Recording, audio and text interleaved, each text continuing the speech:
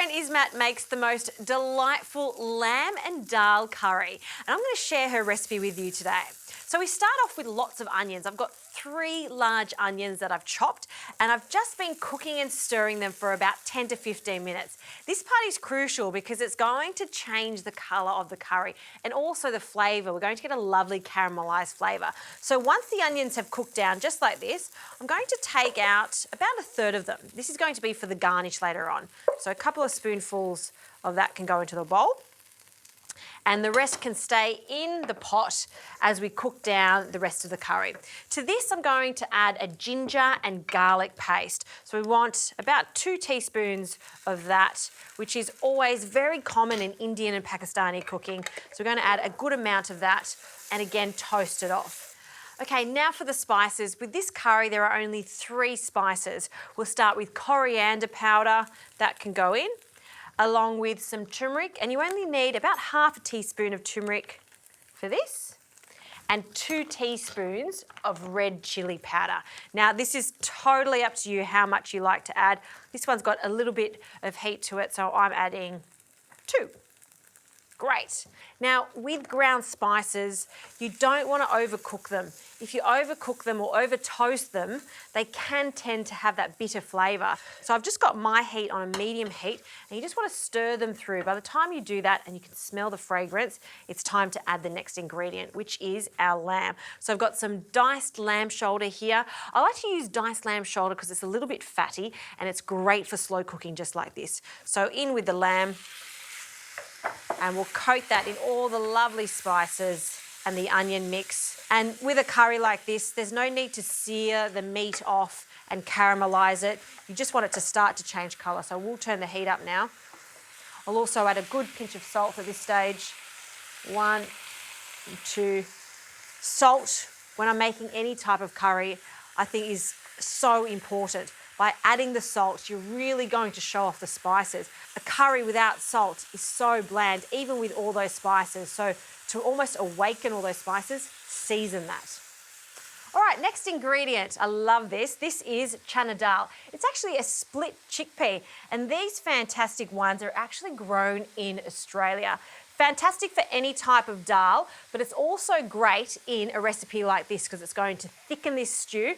And this recipe in particular is a large portion and it freezes really well. So what you want to start with is dry chana dal, and then you want to place it into a bowl, cover it completely with water, and just like any other pulse, you want to soak it overnight. By doing that, it's going to soften it, which means it'll cook much quicker.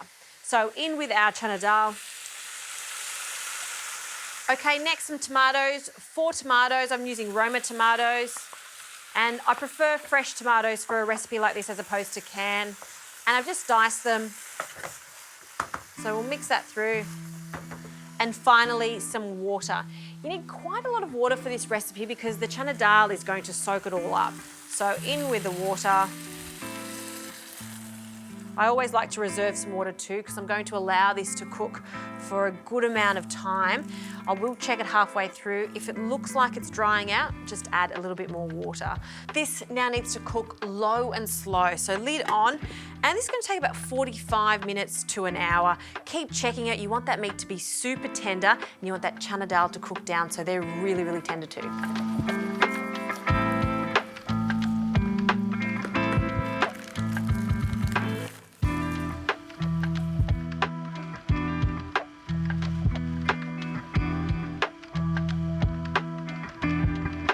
Well, this curry is looking fantastic. Now, in the last 5 minutes of cooking, I've removed the lid and I've added some green chilies. Now, I've used long green chilies.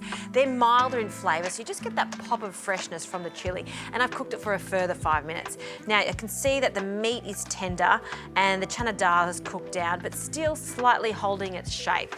This is such a delicious curry. So I'm going to serve up a portion. I might change the spoon over, something a little bigger. And because it's so hearty and so filling, I actually don't serve this with rice because we do have the chickpeas in this. I actually serve it with some naan. Now, naan is fantastic. These ones are great because they only take 3 minutes to warm up in the oven, or you could also do them in the microwave. And I'm just going to cut them into smaller chunks. That's looking good. And we'll just place them just around the curry. And the whole idea is to grab a piece of naan and scoop up the deliciousness in that bowl. Now, to finish off, don't forget the onions. So we've got those caramelised onions, and this just gives it a pop of sweetness. So over the top with the caramelised onions. And I've got some fresh coriander, a sprig or two of coriander for a pop of colour. And no curry is complete without a little pickle. And my friend Ismat suggests a shah pickle, which is a garlic style pickle. Fantastic with this. If you can't find a shah pickle, of course, you could use any other type of Indian style pickle or a Pakistani pickle. Guys, this is a fantastic curry. If you haven't tried chana dal, give it a go. Add it with the lamb. And like I said, there's lots of leftovers. Pop it in the freezer and you've got dinner just like that.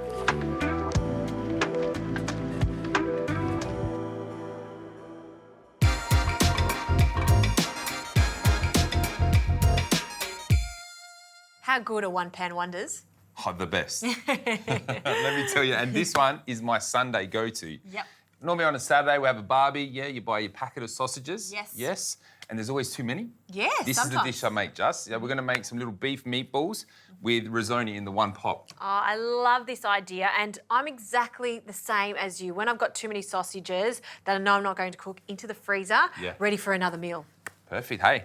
So, sausages. Yep. Obviously the case, the skin is off, Just. Yep. And all I need you to do is roll little balls, yeah, meatballs around 10-cent pieces. Okay. Okay. 10-cent pieces. And we're using beef sausages here, but you could use any sausage that you Pork, like. chicken, you know, whatever you like. Happy with that? Lovely. Okay. Perfect. And I like to just put my hands in some water, shake it off. It makes it so much easier to roll. How do you feel about that? Yeah, I like that. Yeah, that's a little tip I'm taking from you because normally my hands are all sticky, you know, and I'm washing them. Very good. And sausages are great because they have that fat in them, so it automatically flavours up your pasta dish. Definitely. And look, this is one my kids love because, you know, it's nice and simple and clean. Yeah, Yeah. like you said, the spicy ones, or you want to add some spice into this, you go for it. But this is really simple. Yep. Into a pan, good drizzle of olive oil. Yes. Okay, so we're going to saute off some onions and garlic. Yeah, Okay. so the base of our sauce, our flavour. Yep. Now, risoni, made from 100% Australian durum wheat. Right. Yeah. Yep. Grown here in Australia, in South Australia too, yeah, which is nice. Risoni, you know, no need for rice. I love Forgotten about rice. rice. Nah, forgotten about rice. Risoni is my rice, yeah? It's the pasta of all pastas, yeah? Risoni takes 8 minutes to cook. Okay. Okay, so this is quite quick dinner recipe. Okay, Juz, we need to saute the onions off around 3 to 5 minutes. They're nice and golden and brown. Whilst that's happening, you want to swing that sausage meat over here and I'll give you a hand. We can roll some more meatballs together. Sounds good. Better make sure they're all nice and evenly the same size. They cook the same. Exactly.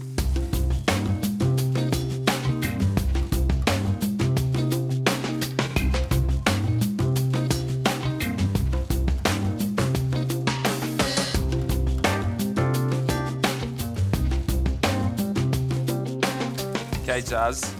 Meatballs, nice colour. Yep. Yeah, caramelisation happening. In with passata. Yes. Real easy, this recipe, yeah? Yeah. I need some chicken stock, please. Yes, sir. In that goes. Okay, the whole lot? Yeah, the whole lot. Okay. And you just want to make sure that, obviously, the meatballs are swimming in our sugar, I guess our sauce, yeah? So they stay nice and moist. Now, pasta. You want to pass that over to me? Yes. It's easy. Look at this. Risoni, like that. Yep. Okay, just whole packet in like so. Yep. Thank you. Now, just stir your pasta through the sauce, okay? Little splash of olive oil Okay. on top. Lid on. Bring it to the boil, okay? And then obviously we're gonna cook for around 8 minutes till our pasta's nice and al dente. And then we finish off with some little cheese and parsley. Very easy.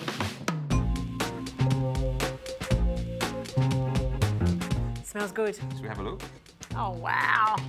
Yeah. It looks like risotto. But no rice, it's risoni, Juz. Take this to the table, feed the family. Yes. I'm gonna bring it over to you. Okay. So to finish, a little bit of chopped parsley, I guess. Just a bit of colour. Roughly chopped? Roughly chopped is perfect in Italian cookery. We love it. Okay. And I'll just run my knife through it a few times. Nice. What I love about this, Juz, look at the risoni. The shape, holds its shape. It's taken all the flavour of the sauce.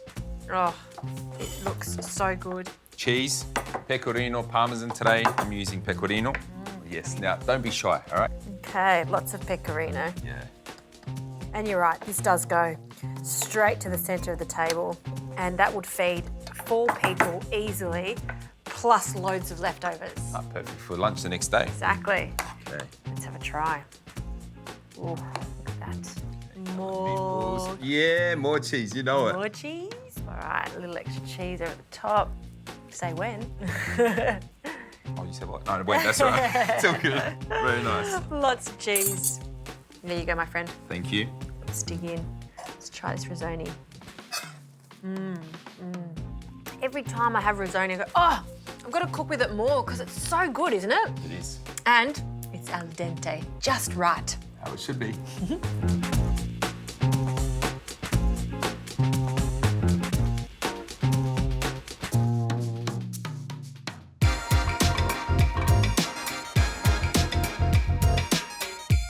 I love when friends invite me over for dinner. It's very rare, but when they do, I have the most amazing meals and I also learn off them, just like this recipe that I'm sharing with you today. This is a lovely Sri Lankan curry and I'm using pork and mango. The two go so well together. And the trick to this is all in the spices. So I've got a pan on a medium heat and we want to toast all of these spices so they really come alive. Turmeric, so ground turmeric into a pan, along with some coriander seeds, love coriander seeds, lots of them, some mustard seeds, some paprika, some cumin seeds, ginger powder, look at the colours, lots of black pepper, some fenugreek seeds, cardamom powder, some fennel seeds, a few more to go, a pinch of nutmeg. I know it's only a pinch, but it makes a difference, and 2 star anise. And now we're just going to toast this off. So just be careful not to burn the spices, but I wish you could smell this. The smell of this spice blend coming together is just the best. And you can blend this in a coffee grinder or a spice grinder. I have a mortar and pestle, so I'm going to add this to my mortar and pestle and just give it a light crushing. It's just because we've got lots of whole spices in there, so we really just want to crush them a little bit more so it's much more palatable when we eat it. So in it goes. And yes, I have a big recipe that I'm sharing with you today, but the main reason for that is so you can store it in the pantry, so you only need to do this once. All right, let's get crushing. Oh, and it smells so good. Okay, that's my friend's signature Sri Lankan curry powder mix.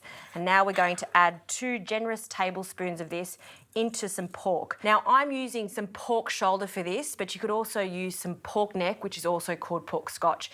You want to use a pork that's got lots of fat in it so it cooks long and slow. So all of those secondary cuts work quite well. Some other things that I like to add to the marinade, a really good pinch of salt. In it goes. Along with some lime, so just the zest of 1 lime. We will use the juice later on. I don't want to add the juice now because it can tend to cook the meat straight away with the acid, so we want to leave that to the end. And so it all comes together, a little bit of oil. I'm using some safflower oil. And we'll just give that a really good mix. I'm going to let this marinate for 1 hour just to the side while I prepare some onions and garlic. I'm just going to finely slice my onions and crush the garlic.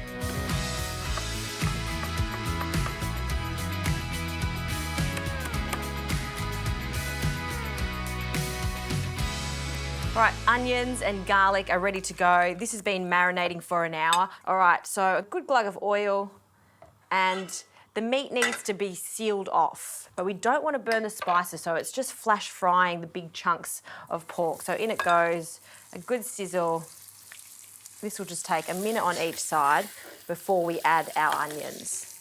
You don't want to overcrowd the pan at this stage because it may start to stew the meat, and we don't want that. We just want a lovely crust on the pork. So let's turn these ones. Great, lovely golden colour. And now that pan's really heating up, just needs a moment on that side. We'll take them out. And I haven't added any extra salt at this stage because I did add a lot to the marinade, but we'll taste it later on when the sauce starts to develop. So the last few pieces of pork can go in. And because there's only a small amount of that, I can now add my onions and garlic, just so we get a bit of a head start on them. We're just wanting to soften them off just for a moment. Let's turn the last pieces of pork. Great colour. And we can return the rest of our pork and any marinade that's left in the bowl, by all means add it. And now for the liquid. Combination of coconut milk, just a small splash of coconut milk, and lots of stock. So about 500 mils of stock. I'm using a chicken stock. And this is going to cook for about 35 to 40 minutes for the first stage of cooking.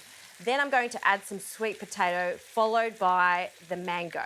Now my frozen mango, I'm not going to add now because it'll just completely disintegrate. So we want to leave that to the very last minute. So we'll pop the lid on this, and once that's really cooked down, reduced, we can add our sweet potato chunks.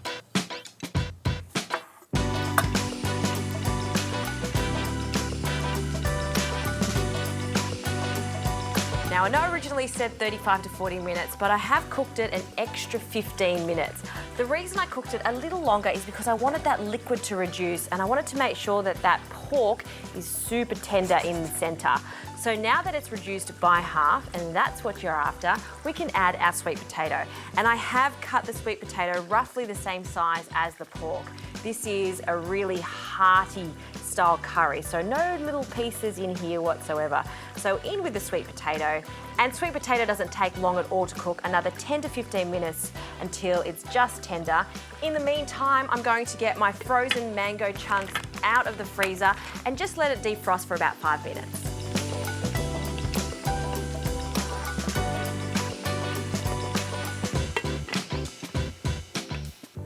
Okay, let's check our sweet potato. It's smelling good. If a knife goes through the sweet potato and there's no give, you know that it's cooked. Now it's time to give this a pop of freshness and sweetness with a little bit of mango. Now, I love to have frozen mango on standby for a recipe like this. Frozen mango, not just great for your smoothies in the morning, it's also great for curries just like this. And look at that vibrant orange colour from the sweet potato and the mango. The mango just needs to warm up. And we'll just give it a little bit of a jiggle so it goes into the sauce. And now we'll pop the lid on and just let that cook for just a moment. While that's warming through, let's prepare some herbs to go with this. I love the addition of some fresh mint. So I'll pick off a few of the mint leaves and some coriander, a few leaves, and I'm just going to mix that together. All right, let's turn this off. Ah, that looks fantastic. Now, I don't shred this. I like to serve it in big chunks, and then once you get it to your plate, you can break it up. I think it's part of the theatre of it. So in with some generous pork chunks and the sweet potato. And don't forget those chunks of gorgeous mango. That lovely finishing touch of sweetness. And a little drizzle of some fresh lime juice over the top for some tang. Our herbs sprinkle over the top, in and around. And that is my friend's famous Sri Lankan curry. And don't forget, serve it with a little bit of basmati rice.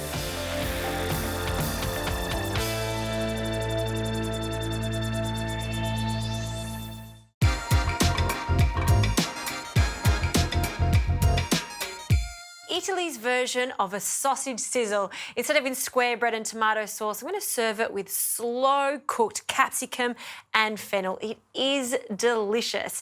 Now, you'll need a large pan for this. This is a 30-centimetre pan because I want to make this into a real showstopper dish where you serve it at the table in the pan. I've also been preheating my pan, and I know that it's piping hot and ready to cook. Now, usually when I'm cooking sausages, I say to put the heat on a medium heat and slowly bring them up so you don't overcook them.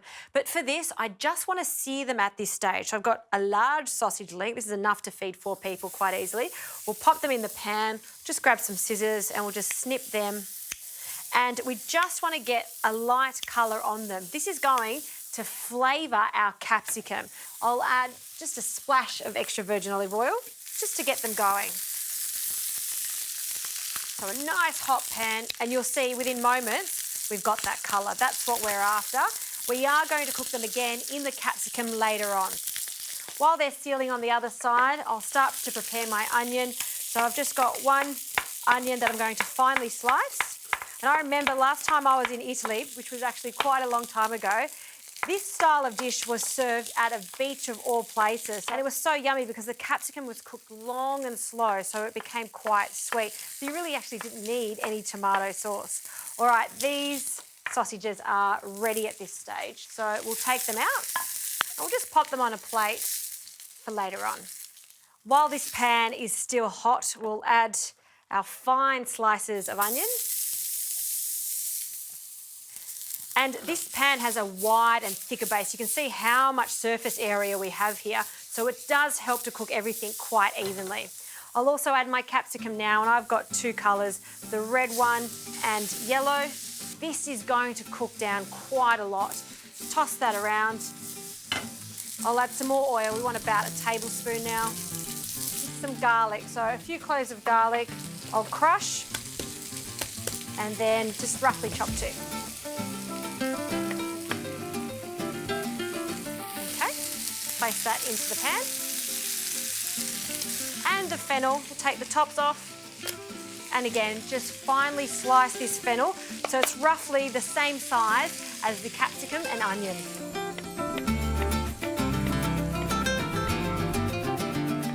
In with our fennel, and we'll just coat that in the oil too. Fantastic, look at those colours.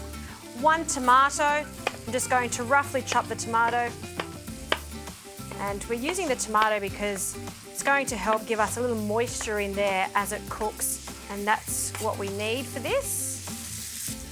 And to give it a bit of an agrodolce flavour, the combination of capers, so a good handful of capers, just some baby ones, along with some currant, so this is the sweet component.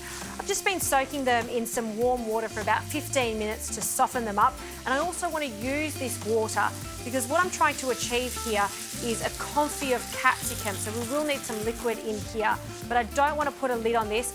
I essentially want to cook this with the liquid until it evaporates. Last thing, good pinch of salt, one last toss, and then this is going to cook for about 30 to 40 minutes or until it breaks down and really becomes quite soft.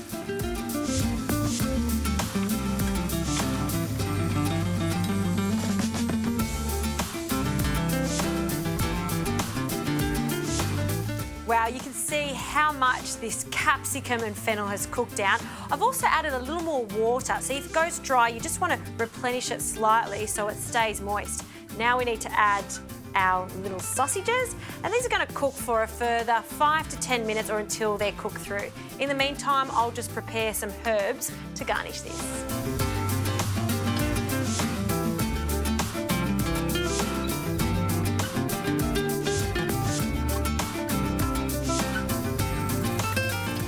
I'm happy with the way this is looking. We'll take it off the heat, and to finish it off, a drizzle of extra virgin olive oil in true Italian style. And I love the addition of some Parmesan cheese, so just grate that over the top. Some parsley, we'll sprinkle that in and around the dish. And I always reserve these fennel fronds because I think they look fantastic too. I also love that anise flavour. Okay, last thing, freshly cracked pepper. And from my recollection, I think sausages in Italian is salsiccia. So this right here is salsiccia delicioso.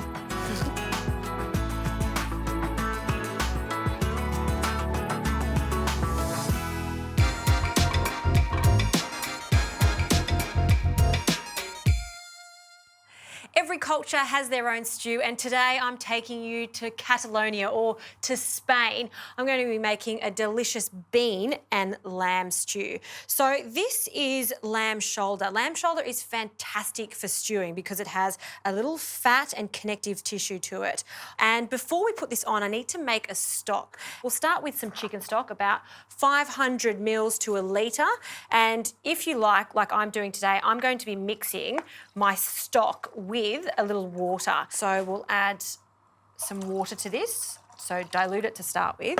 We'll turn the heat on and I'll add a good pinch of saffron. So you'll see that this saffron, after it starts to warm up in this stock, it'll start to go an orange colour.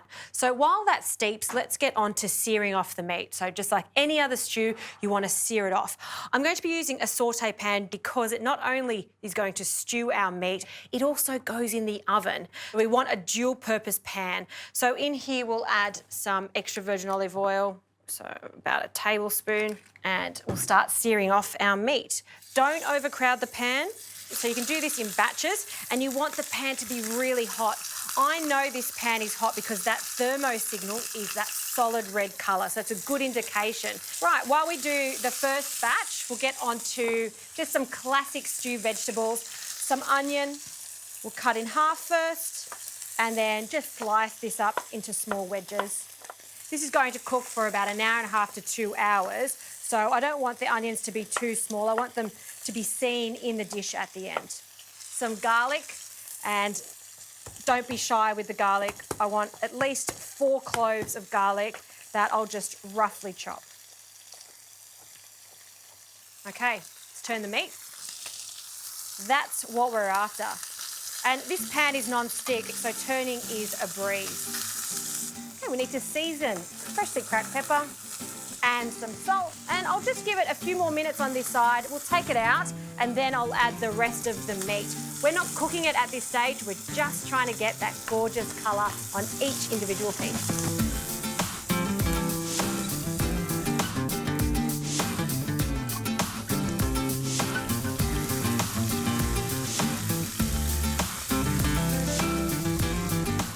Meat is looking good, so we'll add our onions and garlic, and you can see that some of the fat has rendered in the pan there. That's going to give this a great flavour too. And you'll see, just as you start to mix this in and scrape the base of this pan, all of those caramelised bits are going to be picked up by the onions.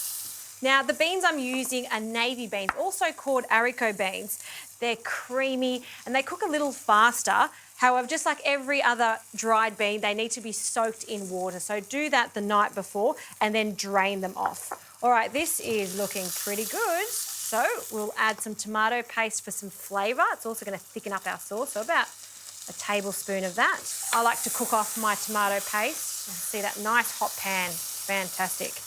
The lamb can go in, and any juices on the plate, we want that too. I'm just going to give that a really quick toss, just to combine it. And I'll deglaze this with some sherry wine, another typical wine from Spain. If you didn't want to use sherry, of course, you could just use some white wine for this dish. Now in with our beans. And it doesn't look like it's a lot of beans, but after this cooks for a while, they will start to absorb all of the liquid that I'm adding in there, and it will bulk out. And our gorgeous saffron stock, it's been steeping, it's nice and hot, we'll add that. And you want enough stock just to cover everything up. So between 1 to 1.5 litres. I'll add my herbs. I have a combination of thyme and some bay leaves. We'll just scatter that around. And lid on. And this is just going to gently bubble away for about 1.5 hours or until the beans are cooked and that meat is just falling apart.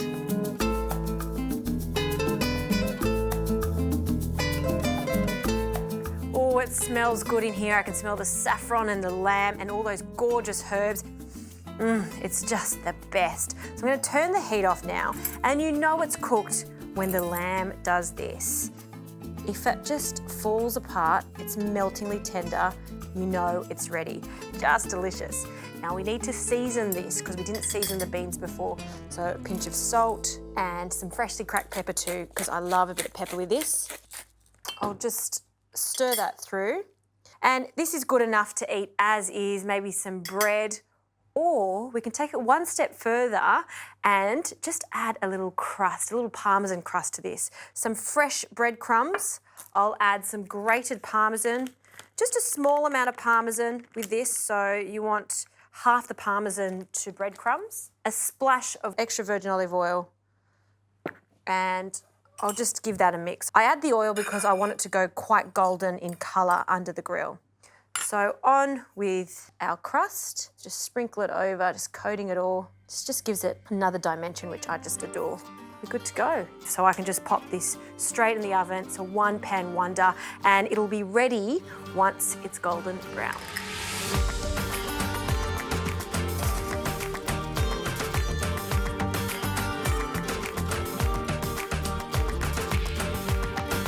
Now you can see why I wanted to add a crust to this. It just looks so fantastic. But of course the handle's hot, so just always remind yourself to put a tea towel on the handle. Even when you take it to the table, leave the tea towel there. You don't want anyone to burn themselves. Maybe a little sprinkle of parsley before you serve it. And that, for me, is an absolute treat, particularly in the cooler months. That slow cooked meat. Oh, I've got to have a taste. Listen to that crispy topping. Those beans. And don't forget all those juices that have now formed into a lovely saffron style sauce. This is the type of cooking I like. Slow cooking. There's just something so comforting about it. And that meat, when it's that tender, those soft little beans. Geez, that's good. It is so delicious. I love it, and I know you're gonna love it too.